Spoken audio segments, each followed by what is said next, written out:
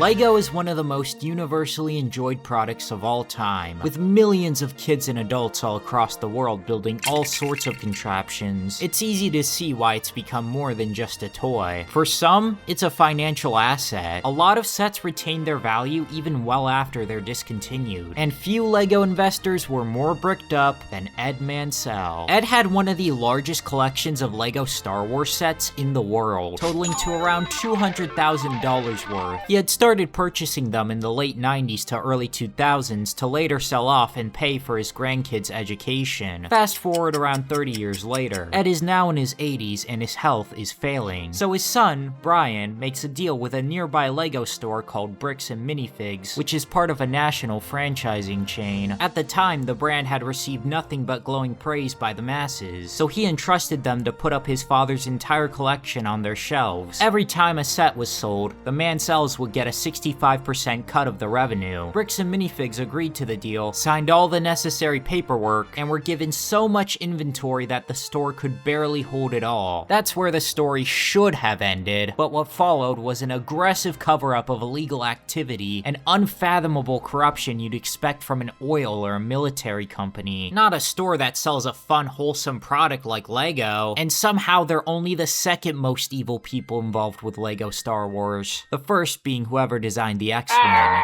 This is the tale of Bricks Minifigs.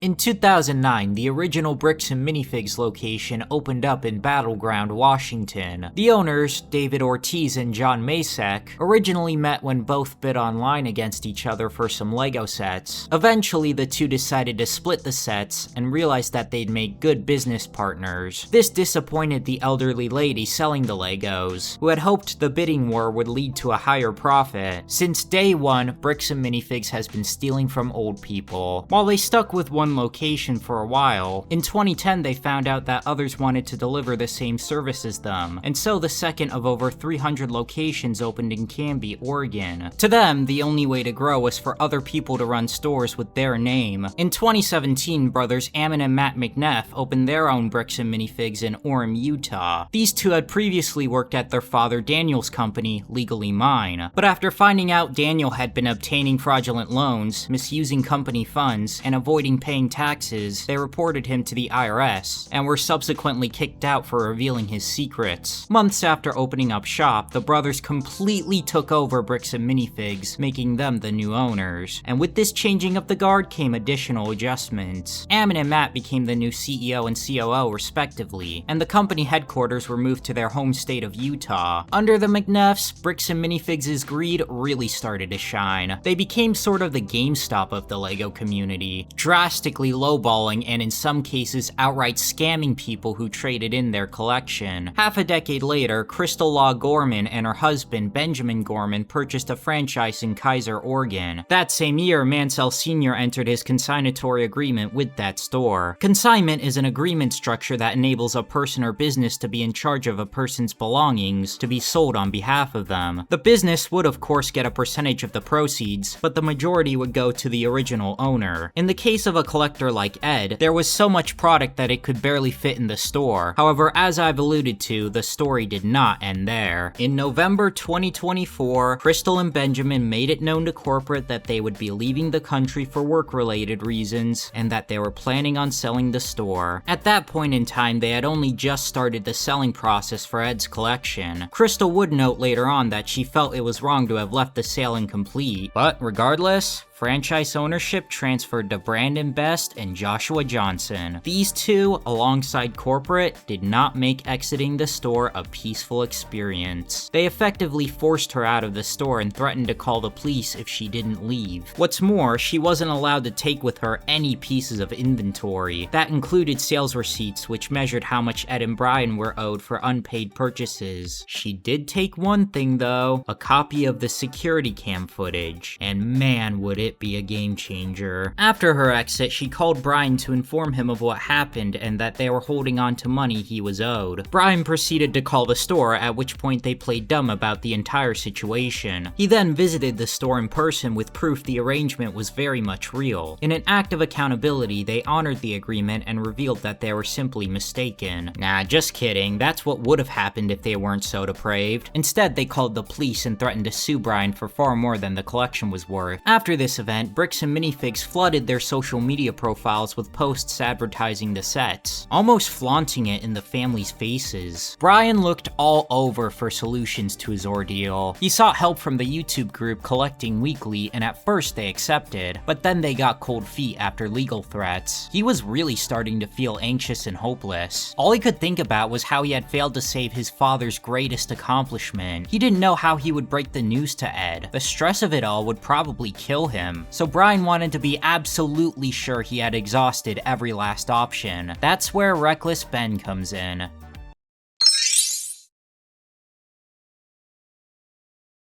Ben Schneider had grown a modest following on YouTube for investigating cults and corrupt organizations. He opened his email up for viewers to suggest what they wanted him to investigate next. One of those viewers was Bryan, and although Ben lived 16 hours away from the area, he agreed. Throughout March of 2026, Reckless Ben and his friends filmed their look into Bricks and Minifigs. Nothing could have prepared them for what transpired. Part 1 dropped on May 21st, 2026, introducing the world to Bryan Mansell and his struggle. After going over the story so far, Ben and his friends embark on a long drive to Oregon. On the way, Ben stops by the corporate headquarters to get their side of the story. However, he's told to go to the specific location, as they weren't involved with the dealings of their franchisees. Great management style, guys. Upon reaching the store, Ben mentions Bryan and immediately is told by the lady at the front desk to leave. She even went as far as to threaten calling the police, which, as you've probably caught on by now, is their favorite pastime. Even so, after explaining the situation to her, and at least convincing her to stay on board a little bit longer, she noted that she didn't steal any Leggo, and if anyone did, it would have been corporate. So now the case has turned into hot potato. Neither entity wants to take accountability for the bad business. In fact, the owner calls to tell Ben off, and the police arrive shortly after to remove him from the premises. With Ben and Bryan banned from the store, they take a trip to corporate only to be told the exact same thing. After reviewing the footage to try and get to the bottom of things, they learn vital pieces of information. The store's business records have been wiped clean from the public, and the owner of the store was named Josh. With all conventional approaches closed, Ben and the team orchestrate various social experiments and elaborate pranks to A, get a full understanding of the situation, B, remedy the situation, and or C, be truly chaotic good and make the rich greedy corporations suffer. Their first stunt is a YouTube challenge. Victor, Ben's right-hand man, disguises himself as a famous influencer and holds a challenge for the employees. The winner is taken to the woods for an award ceremony and crowned the Leggo Queen. This approach is certainly cultish, but that's kind of the point. Bricks and Minifigs is basically a cult itself with how they handled this dispute. Sometimes you gotta fight fire with fire. That being said, the idea of a rich YouTuber luring a young girl into a private place after giving away a cash prize is all kinds of sketchy. Honestly, this is the only time calling the police might have actually been warranted. They make her feel special, do a ritual to help her become one with the group, then proceed to radicalize her on the cold hard facts. She gives them Josh's number, and their first call with him goes a little something like this. I am your father. Nuh-uh. The fuck you mean, nuh-uh? Nuh-uh. Yaha, I am your dad. Nuh-uh.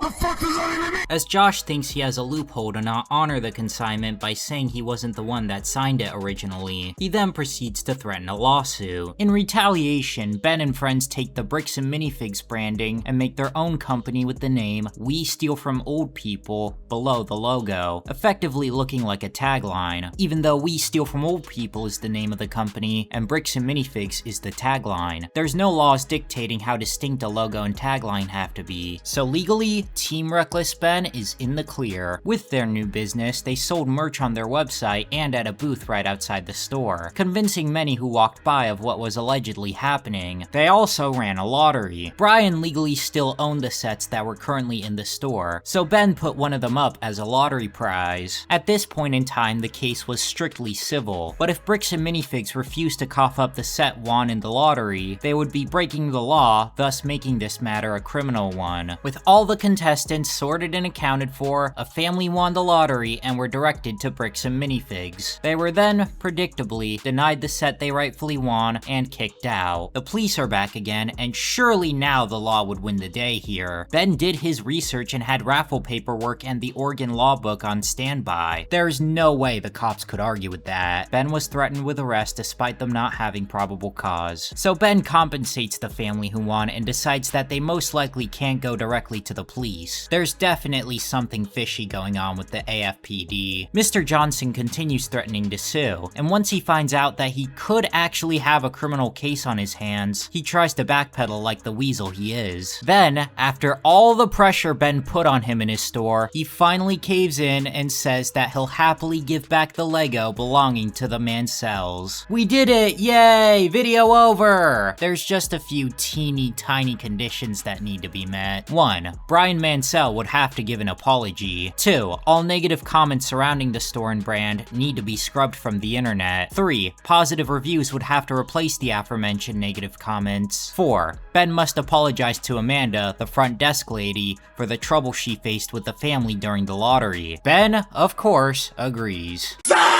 Knowing this was most likely a trap to get the police to arrest him, and that Bryan would never agree to such manipulation after years of abuse, Ben uses AI to create a deepfake video of Bryan apologizing. You see, the 4D chess Ben is playing is actually quite simple. Under the assumption that they're trying to trap Ben and Bryan to win some kind of legal battle, the AI video provided would give them a false sense of security. However, it wouldn't be admissible in court. Checkmate, liberal. Anyway, after that, Ben goes over to the store to apologize, but his hunch was right as Amanda has called the cops and refused the peace offering. Funnily enough, the police never arrive. Ben calls up Josh to tell him about this. Josh apologizes and promises to give them back tomorrow. Tomorrow comes, Brandon Best picks up the phone, tries to stall the conversation as much as possible. I just want to make sure everything's properly. But for some mystery reason, they weren't able to give the Legos back today. They said they'd give me an update on Monday type thing. Then says it's delayed to Monday. Monday comes, they say tomorrow. Tomorrow comes, they say sometime this week. The week goes by, they stop giving concrete times altogether. Then they stop answering Ben's calls. Then, they finally admit out loud they're not gonna return the sets. Heard my call. I'm not going to distribute those things at this point. We've kept them on hold for this long, so. Me trying to make plans with friends be like. Then, shortly after, they claim that they never had any of those Lego sets to begin with. What's next? Are they gonna claim Lego never existed and that they're a Mega Block store? Contradictions, denials, and lies were the only scapegoats this business could muster. They went as far as to say that Ben was the one who stole the Lego, and so we're at a bit of an impasse. If we continue this route, then there's no telling if the store owners would ever really budge. If we took this to court, then it would take years to resolve and a whole lot more money. So once again taking an unorthodox route, Ben hatches a plan to create 10 victims of Bricks and Minifigs who each take them to small claims court, where the cases are much shorter. With a notary hired to confirm the details, they send angry letters demanding the products they bought. If they make no progress at all, then it's time for Bricks and Minifigs to make a choice. Do or die. They chose death. Still refusing to deliver and thinking that Ben wouldn't go through with the plan, Josh scoffed like a Persona villain. In reality, his store had been served and he needed to respond to the court orders. The deadline passes without a response, resulting in Ben and his team winning by default. Ben goes to the store to claim what's rightfully not theirs, only to find out it's closed for good. There was no announcement of any kind. Planned events had gotten cancelled without warning, and negative reviews started to flood in. Ben and friends left a gravestone to honor their infamy, which was shared all around the internet. It even became a bit of a tourist destination. With nowhere to turn, the Mansell's life savings have effectively disappeared. Reckless Ben may have lost the battle, but the war has only just begun. There was still way more to this investigation, but because it was taking so long to edit, Ben's first video ended here. The rest would be saved for 3 additional parts. Coincidentally, the same day the video went live, Legally Mine, the McNeff's previous company, changed its name to LM Oldco LLC. That's not suspicious. On his second channel, Ben reflected on the crazy journey with Victor. He teases that the second part has him getting arrested, but doesn't spoil what for. The glorious keyboard warriors of Reddit had caught wind of the video, and were smugly asserting, maybe you shouldn't have invested in Leggo if you didn't want this to happen. Ben called them out on this pathetic argument. Even if Leggo wasn't a viable investment, that wouldn't mean it's okay to steal. If you put your life savings into Blockbuster stocks, does that mean I get to steal it?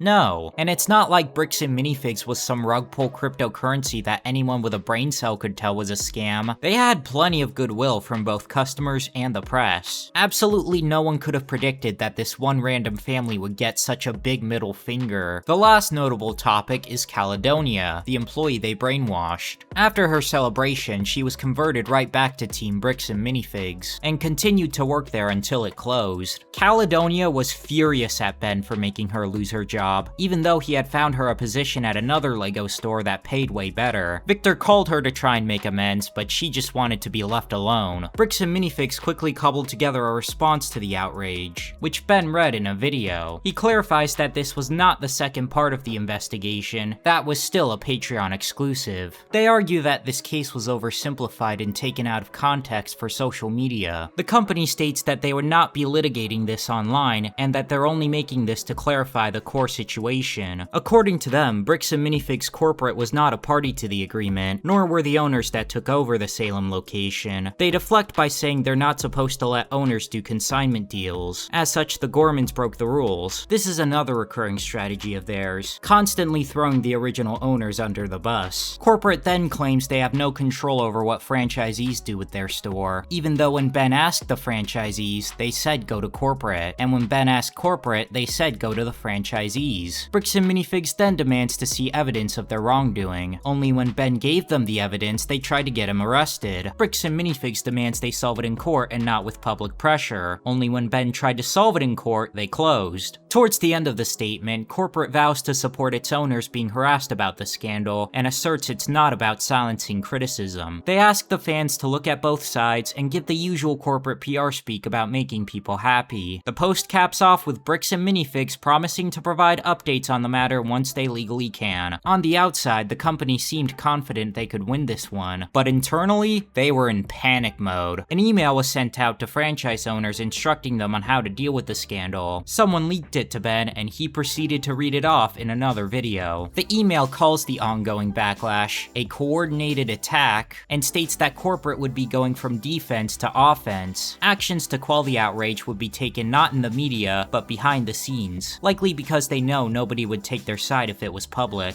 The local police, state police, FBI, and US Postal Inspection Service would all be getting involved, and the Bricks Minifigs legal team was asked to get any critical content of them removed. Corporate's internal policies were supposedly being reviewed and reworked to ensure a situation like this could never happen again. Ultimately, their strategy is banking on the fact that internet controversies fizzle out quickly. When this was uploaded, Reckless Ben's video only had about 100,000 views, but by the time this was uploaded, it had crossed 1 million. A few updates are also given by Ben. First off, he hints at potentially being in Mexico to avoid getting arrested. What? There's no way it got that serious, right? Second, Bricks Minifigs tried to take the video down due to supposed privacy violations. While this didn't get the video removed, Ben was forced to blur a lot of it, including segments that only showed him and his friends, all of whom consented to being in the video. He tried to contact YouTube support to unblur it, but they of course did their YouTube support thing and just gave AI responses. Third, Ben had gotten a hold of a franchising agreement the Gormans made, and it said consignments were allowed, thereby contradicting their public statement. evidence. And lastly, a Bricks Minifigs employee got fired from their job just for commenting a question on Reckless Ben's channel. They fucking hate this guy. Speaking of questions, Ben has 3 of his own, and he promises that if Bricks Minifigs answers them all, he will delete his channel and give all his Patreon money to the company. 1. Why didn't they know about the consignment when the security footage says otherwise? 2. If Crystal took the Legos, how did she get metadata timestamped pictures that show them in the store prior to the takeover? 3. If consignments weren't allowed, how come the franchising agreement says they are? A podcast channel named ACOP took up the offer and brought CEO Ammon McNeff to get some closure.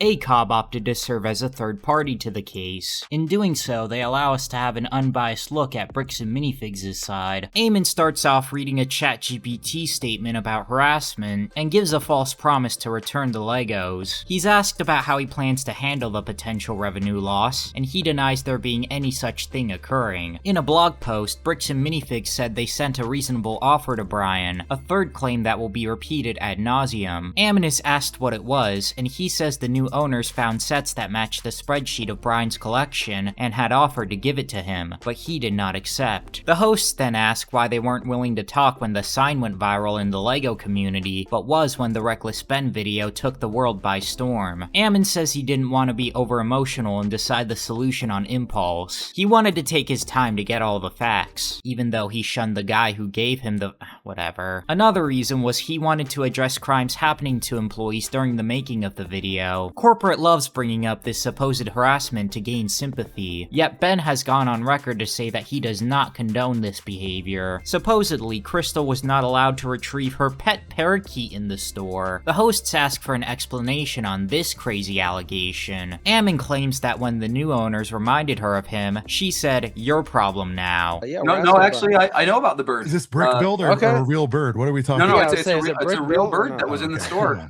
And the incoming individual said, "Hey, don't forget your bird," and she says, "Your problem now." That was the answer. So the bird was taken to a no-kill shelter. Good to know they're not that heartless, assuming they're being honest, which is a very generous assumption. Ammon is asked why he didn't just return the Legos at the start. He says he didn't know about the arrangement, and that there was little inventory in the store, because it was moved off-site for security reasons. At first, it was no inventory. Then, the main event. Ben's 3 questions. The entire reason this interview exists. First, why did they claim to not know about consignment when security footage says otherwise? Ammon says acknowledging something in a conversation is not the same as it being legally certified. What does that have to do with anything? Just because it's not written in a document doesn't mean it doesn't exist. He then claims it was a lower-level employee in the footage, and lower-level employees don't authorize agreements like the one with Bryan. Wrong. The employee was one of the head guys at corporate named Kai. Ammon lied, so Ben doesn't count it as answered, although he never specified that Bricks Minifigs had to answer honestly. I'm surprised they didn't exploit this loophole. Second, if Crystal took the Legos, how did she get metadata timestamped pictures that show them in the store prior to the takeover? Ammon says the photos are from a 2023 social media photo shoot, when in the video it's literally shown as from right before the takeover, clearly proving he didn't actually watch it. He says if they showed otherwise, it was clearly effing photoshopped. He has no proof of it being edited, so you're just gonna have to trust him. Third, why does the franchisee agreement allow consignments if he claims they were prohibited? Ammon doubles down on consignments not being allowed, and when told the wording could be interpreted otherwise, he asserts his wording was clear. It literally says consignments are allowed. I don't know how it could be interpreted any other way. Unbelievable. Ben scored a hat trick. All 3 of his questions received false answers. The hosts ask if this scandal is a black eye the company could ever remove, or according to YouTube's captions, a black guy they could ever remove. Ammon concedes that Bricks Minifigs may never be able to recover, but is cocky he's on the right side of history. He then says he values being right and honest over being charitable, despite him being none of those things. When asked if he'd give the Legos back if it meant saving his franchises from harassment, he can't give an answer. If you could have made it go away for the franchise's sakes, would you have done that?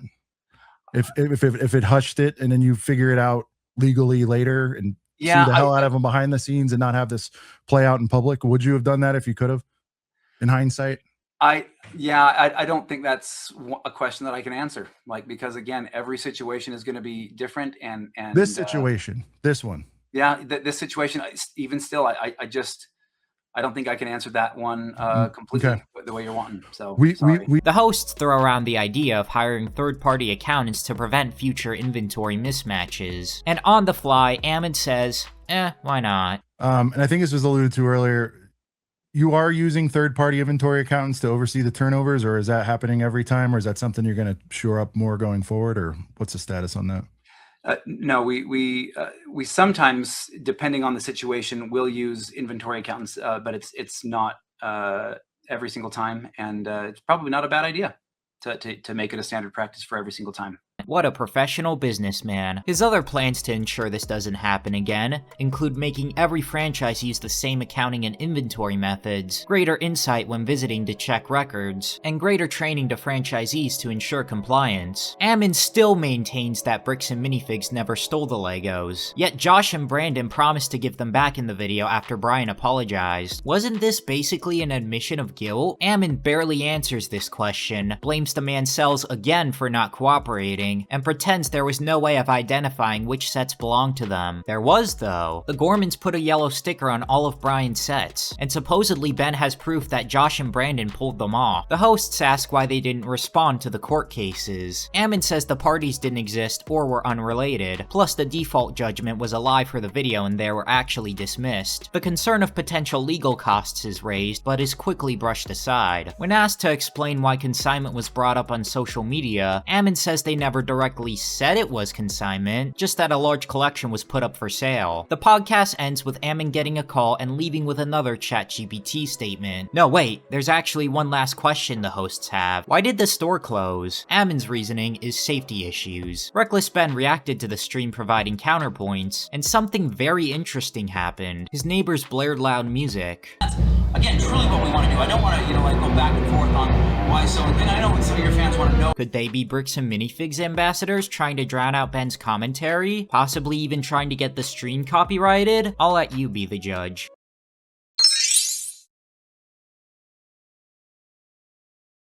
On May 30th, 2026, Part 2 of the investigation was finally made available for the world to see. It picks up back where the first one left off, when Bricks and Minifigs Salem closed its doors to avoid the lawsuit. Ben comes up with a new plan: sue the owners directly. Only when he files the lawsuit, it's immediately rejected, because he needs to display a good faith effort to resolve the issue out of court. Ben can't do this over the phone because both Josh and Brandon have his number blocked, so he's gonna have to meet up with them in person. He even has a special trophy to give Josh if he apologizes. But first, Ben wants to try and patch things up with corporate one last time. An employee answers the door who says he'll get the CEO to talk to him.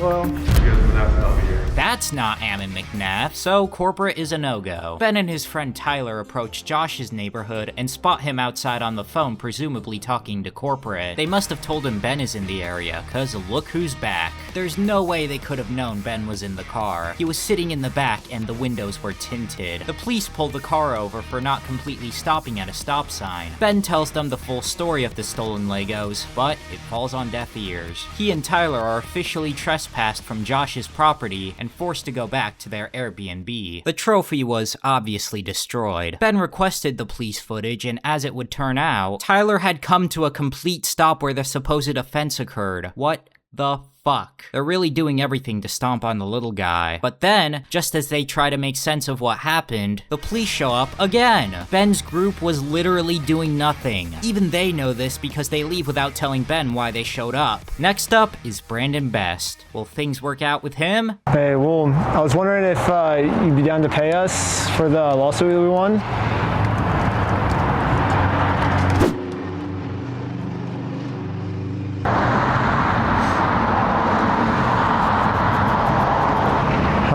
What'd you think was gonna happen? Of course not. Police return again and argue that Brandon and Josh are simply trying to clean up the previous owner's mess. Ben gets a trespass notice from Brandon's property, which is sufficient enough proof that he had tried to act in good faith. The filing with Brandon Best is accepted, but Josh's is rejected again. That's cause Ben couldn't get the chance to speak directly with him, and he never will again because he'll get arrested if he tries to. How the hell are they gonna get this approved? Ben and his team do some research on Joshua Johnson. Turns out he, Brandon, and Ammon McNeff are huge Mormons, donating tons of money to their nearby Latter-day Saints church. On a phone call with Josh in the last video, he swore to his God that he would give the Legos back. I promise you, I swear to God.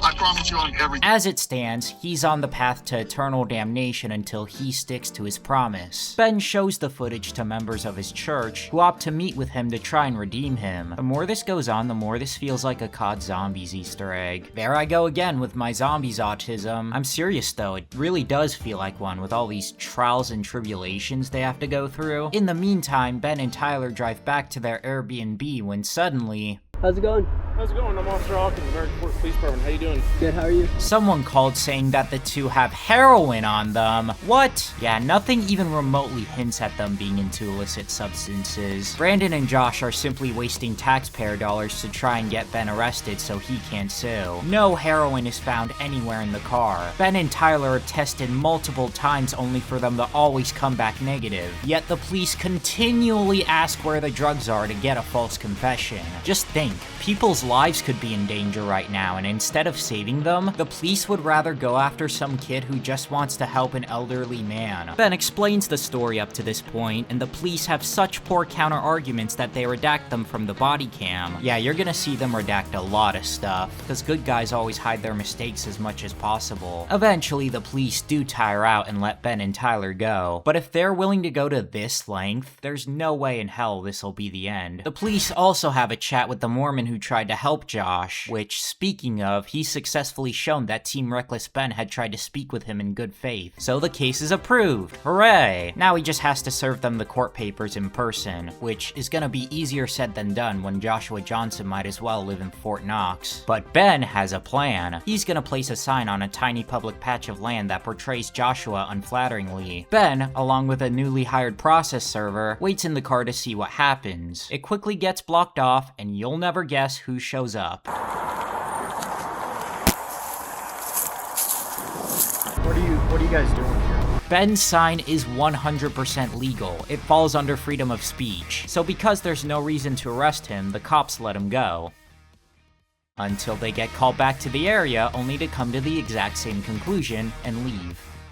Then they're called back again, and this time they offer to serve the court papers themselves. Good. That's exactly what needs to be done. Now that the institution Joshua trusts the most is taking him to court, everyone can go home and put an end to this bullshit once and for all. That's what would happen in a perfect world. Instead, the police redact the body cam footage and return to Ben saying the court papers are fake. Because Ben has been trespassed 3 times, the AFPD doesn't trust him. They tell Ben to get a process server, which he already has, tell him to get a process server that's unrelated to him, even though she had literally just met him for the first time, then leave the premises without justice being served.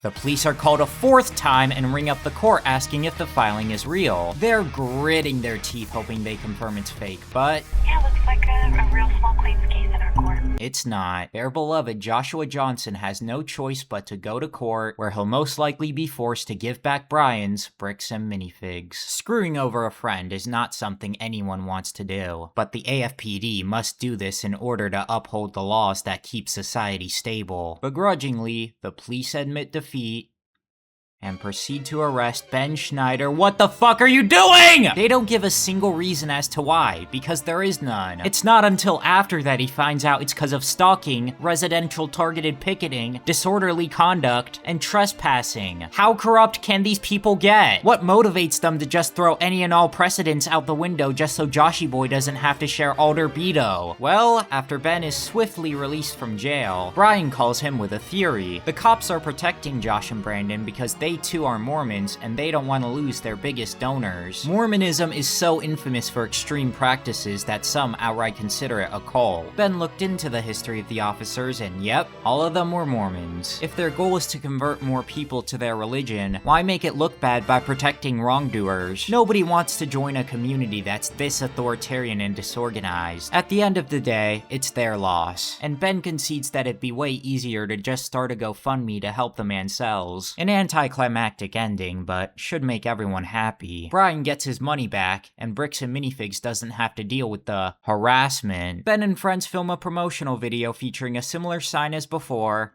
and are welcomed by the police. Here we go again! The cops claim the campaign is defamation, even though it's protected under the First Amendment. Doesn't matter though, the sign is taken down with the body cam audio redacted yet again. However, one portion they accidentally forgot to censor has them blatantly admitting they're only doing this because it hurts Josh's fifis. Why? Is he upset about it? I mean, I guess, but that's not... Ben called the department asking why they let this through, and the lady on the phone said it never happened, take your meds, schizo. Okay, well, that didn't happen. That definitely didn't happen. No, I don't do that, Ben. I follow the Utah State Code, like I just said. She also asserts that they do not redact stuff just because they feel like it. It's all to comply with Utah State Code. One member of Ben's friend group, Sheldon, is asked to give his phone up for search. Sheldon pulls it up, sees it's unlocked, tries to lock it, only for the officer to snatch it out of his hands, believing he's destroying evidence, and arrest him. It's impossible to delete data from an iPhone just from the lock screen. Not to mention this blatantly violates the Fourth and Fifth Amendment, since there was never a search warrant. But remember, the Constitution does not apply to the AFPD. Ben and friends genuinely felt like there was nothing they could do. Even passively filming a video to help a friend out was illegal, apparently. This guy has had years of experience dealing with very powerful cults and organizations, and he almost always came out on top. Yet now he was getting his ass kicked by a Galador store. But before Ben and friends could even process that idea, the police stormed their Airbnb with assault rifles in hand, pull Ben's arm so harshly it dislocates his shoulder, and arrest the entire group. The AFPD had gotten a search warrant for stolen Legos. No evidence, other than Josh said so therefore it's true. As for the dislocated shoulder, the police thought Ben was trying to escape. However, you can clearly see he was standing still when it happened. I have no fucking words. Last time Ben was released on bail. However, now he has no choice but to wait a month in jail until the court date. He gets interrogated and lays down the facts. However, the moment he brings up GoFundMe, the interrogator wants to leave and interview the rest of the group. He tries to get them to admit that Ben was the one who had the idea for the GoFundMe, because that's the smoking gun, I guess. Not even Ben knows what landed him in jail. The police illegally redacted every single claim Josh made, and when Ben asked why a GoFundMe page warrants prison time, the detective says, a lot of this stuff you may have to just get an attorney and fight it in the criminal side of court, right? Luckily, the judge hasn't been radicalized yet, so he releases Ben on bail. As it would turn out, the illegal act was mentioning that Josh stole the Legos in the GoFundMe. Even in the most generous case scenario, where zero evidence pointed to Josh stealing anything, shouldn't that be a civil case? That's where defamation is usually settled, isn't it? Anyway, Ben is now free, but he's not too enthusiastic. He still hasn't gotten the Legos back, and likely never will. Bricks Minifigs has thrown literally everything at him just to protect Pong Krell. Every last dollar of this old man's savings is gone. Then Ben gets a call from his roommate letting him know that the house was raided by the police. He has a warrant out for his arrest again, and now, not even the judge can bail him out. Ben Schneider is now considered a threat to Joshua Johnson, which is unfathomable. Now he has no choice but to flee to Mexico. Goliath won, David lost.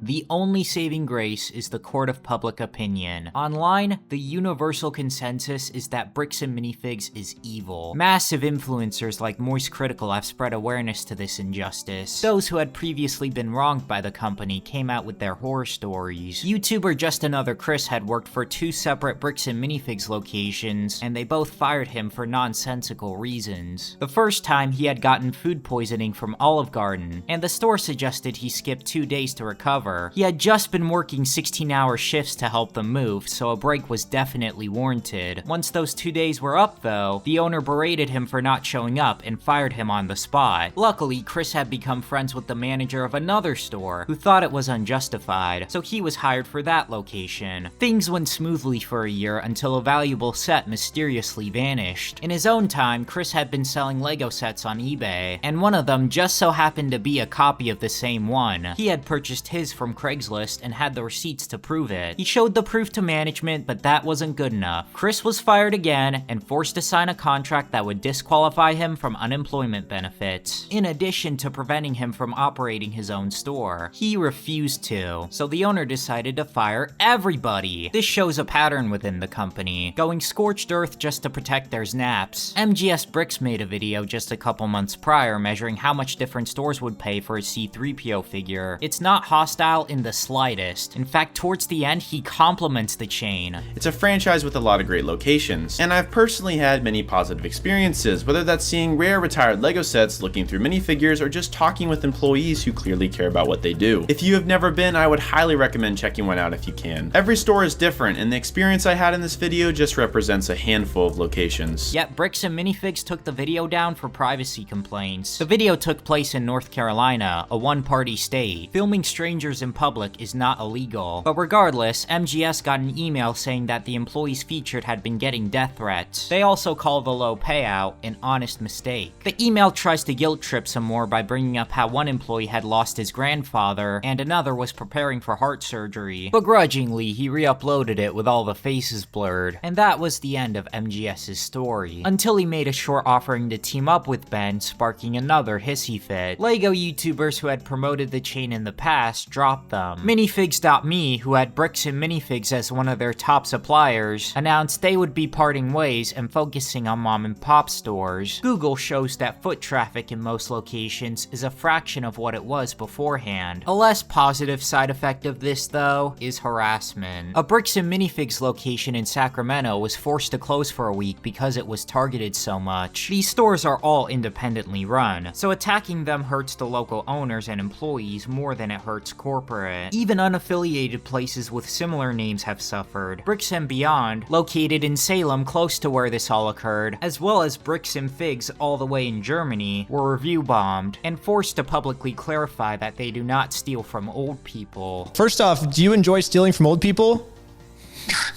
That is not what we do. Similarly, a comedian named Joshua Johnson made a statement that he was not the same Joshua Johnson from the scandal. You are terrible at being Josh Johnson. I'm at least regular. You over here making a bad name for all of us, and there's a lot of us. There's so many Josh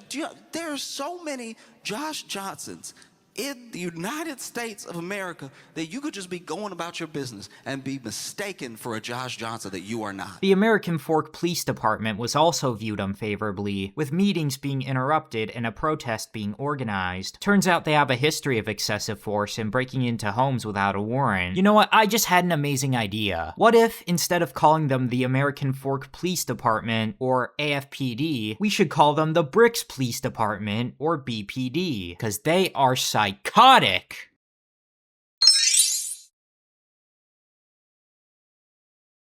The BPD issued a public statement on the matter, in a tone built for ASMR. No kidding, you can barely hear what he's saying. Adams, Shaw, and Schneider did not appear to have committed any violations of Utah's criminal code.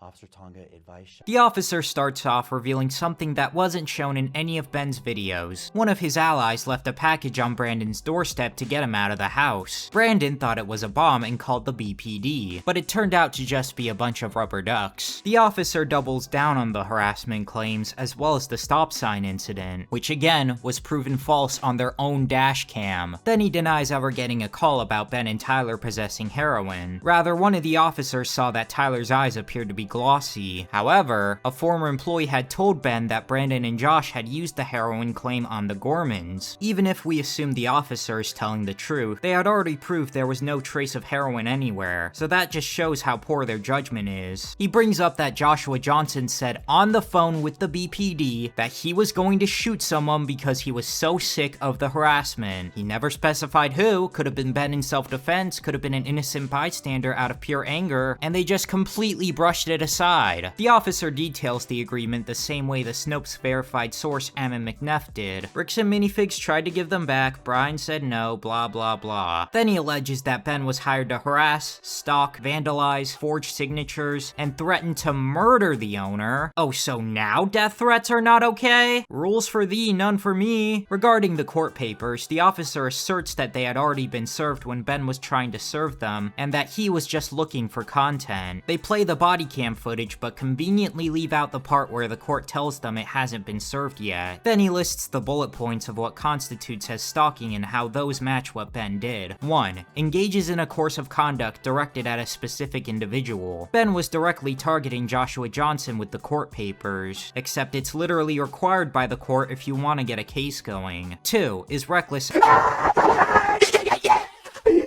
as to whether the course of conduct would cause a reasonable person to fear for their safety. Having the same person show up to your neighborhood over and over again is pretty scary. But Josh is not what most would consider a reasonable person. He constantly makes up all kinds of crazy lies about innocent people just to get what he wants. And as you just alluded to, he threatened to take a life. The officer reiterates that Sheldon tried to delete evidence, and reveals that the Airbnb host had called in the BPD the morning they were raided. Supposedly, he overheard something about stolen Legos, which could mean 3 things. 1. The host is part of the grand scheme. 2. The host is unbiased and just overreacted. 3. It's another lie. Josh and Brandon did it. They justify pulling Ben's arm harshly by saying he had tensed it during the encounter, when in the body cam he's completely still, and the officer lunged so fast that nobody would be able to notice if he did. Also, because Ben used an image of a dislocated left shoulder instead of a right one, that means he lied about his injury. He was literally incapable of getting an x-ray because he was in custody. Plus, he's a professional slackliner, so he knows what a dislocated shoulder feels like. Overall, a very poor response that only exposed themselves even further. The BPD channel was created in April of 2026, the month between when the videos were filmed and the month they were uploaded. Nothing else has been posted. It's like they knew the backlash was coming and created a YouTube channel just to try and quell it. As June rolled around, Bricks and Minifigs decided to go nuclear and began suing everybody who had blown the whistle on the stolen Lego collection. They also tried to get Reckless Ben's Patreon taken down. Unfortunately, Patreon CEO had been keeping up with the situation and clapped back hard. So after an extensive review and investigation by Patreon's Trust and Safety team,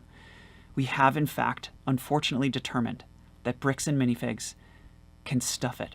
Meanwhile, the Salem store started to show up as open again. Very peculiar. A former employee's sister drove up and saw that the building was still empty. Someone driving a silver Ford was spotted taking pictures of her truck. She took a picture back, and while it was blurry, Ben concluded it was the manager. The sister drove back home scared, so her brother decided to investigate further. He saw that same car, but this time it was parked. A silver truck pulled in, but then swiftly pulled out. Ben believes the store is trying to lure him back to America and get him arrested, but he knows better. He'd then proceed to drop a bombshell on his main channel, the unredacted BPD body cam footage. That's right, the Bricks Police Department forgot to set a Dropbox link to private, and a Redditor got a hold of it. Enemies to lovers, I guess. Unfortunately, they couldn't get the first 2 days, but what they did obtain reveals more than enough. When the BPD offered to serve the papers, they asked Josh if the process server could do it. Josh wrote off the server as a fake one. They then push aside the court papers entirely and discuss screening Ben for potential charges. Ammon is put on speakerphone to give his 2 cents. After the officers call to the court, he mutes the microphone on his body cam. He knew simply redacting it wouldn't be enough, so he had to add an extra layer to the cover-up. Ammon demands that the BPD arrest Ben to send a message that his attempts to get the Legos back are not welcome.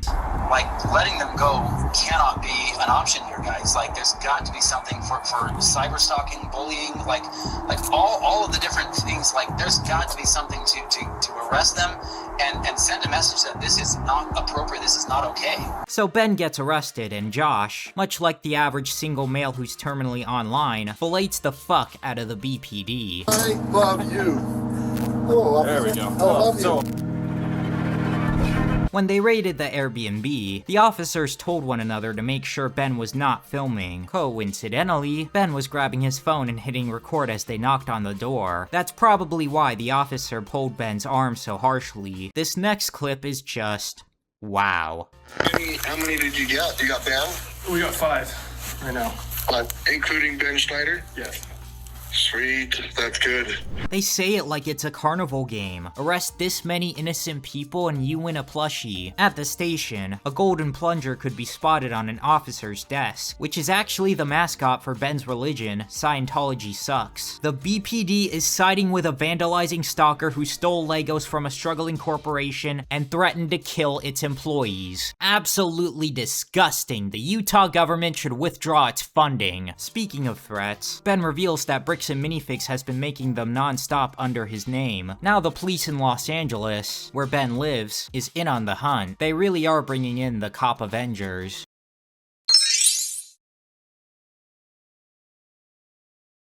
At this point in time, Bricks Minifigs' PR was at an all-time low, and it was only sinking further. They had to do something, anything to earn consumer trust back, so they decided to officially part ways with Brandon Best and Joshua Johnson. On a blog post, they reveal they all agreed to part ways due to a devastating social media campaign, and confirm that the Salem location is indeed closed for good. Yet again, they blame the old owners, claim they had tried to reach out to Bryan, and offer to resolve things. Surely this time they'll follow through. The other trillion times? Oh, that was just practice. Brandon Best still owns the Eugene store, by the way. While episode 3 was still in production, Ben decided to answer some questions he had been getting. First, why didn't he get a lawyer? Well, Ben doesn't have the money for one. All of his videos get demonetized and or taken down because he deals with such powerful entities. His income is almost entirely from Patreon, and even then he can only afford bare essentials. Plus, he thinks it's better to expose corruption to the world rather than settle it privately. Say a corporation is ordered to pay $100,000 to a victim of its evil actions. Sure, the victim got what he needed, but that's a tiny dent in the corporation's revenue. They could easily brush it off and not change anything, but if the word gets out, it actually could have a lasting impact on sales, and effectively force them to take action. Second, why did he talk to the police? Because he thought if he didn't, he'd get arrested. Ben knew he had done basically nothing illegal and could easily clear his name. And if he spoke the truth yet still got arrested, that just confirmed the BPD are corrupt. Third, why did he sue the wrong LLC? Some digging was done and it turned out Ben sued L2 Bricks LLC when he was supposed to sue Baker Bricks LLC. The case was dismissed as a result of this. He explains that on the Oregon business records, Bricks Minifigs didn't have an LLC visible on their page. L2 Bricks was their most recent one, having ended its partnership in 2024, and the court told Ben to sue whatever their last LLC was. Turns out the store added a new room and used it as a separate address with the LLC L2 Bricks as a loophole. Lastly, what will the GoFundMe money be used for? Ben initially set the goal to $120,000, the amount Bryan was owed for the Lego. He blew past it in just a few hours and was unsure if he should close it. Then Bryan got served a lawsuit worth hundreds of thousands, so Ben decided to keep it going and use the rest of the money on his legal fees. The video ends with Ben teasing part 3 by listing the charges he has. 2 for stalking, 1 for defamation, and 1 for extortion. He seemed more than eager to share just how this insane saga continued. Unfortunately, the court had other plans. On June 9th, 2026, Ben uploaded a video titled My Final Message, wherein he reveals that he cannot post part 3. If he does, he'll go to jail, lose the lawsuit, and all of Bryan's GoFundMe money will go to a company that he cannot even publicly say the name of. The court papers were served via email, because apparently that's valid, but Ben has to serve his via email. To add insult to injury, the GoFundMe got taken down that same day. Truly a colossal setback and a dangerous precedent. On an unrelated note, apparently the judge who signed off on the corruption, Roger Wadsworth Griffin, has been consistently getting charges on a PDF file dismissed. What a stellar guy. Man, is this looking grim. Is there anybody else that could take the mantle now that Ben's been silenced? Steven Findeisen, known online as CoffeeZilla, is YouTube's #1 detective. Since 2018, he's investigated countless scams with insane precision and high production value. If anybody's worthy of solving this, it's him. Just a day after Ben posted his last message, CoffeeZilla dropped his video, titled, "I found the $200,000 missing Lego." It starts off with a rundown of the story so far, then showing a Bricks Minifigs press release claiming there's only about $2,000 to $5,000 worth of sets. To get the full picture, CoffeeZilla interviewed both the Gormans and the McNeff brothers. The Gormans deny that anybody broke in and laugh at the idea that Ben did it. The McNeffs deny ever having access to the Legos, and using an old clip of Bryan Mansell on a podcast, explained that it was moved off-site due to security concerns. The collection will not be stored on-site after hours for security reasons, and after Sunday the sets will be available for purchase but stored elsewhere.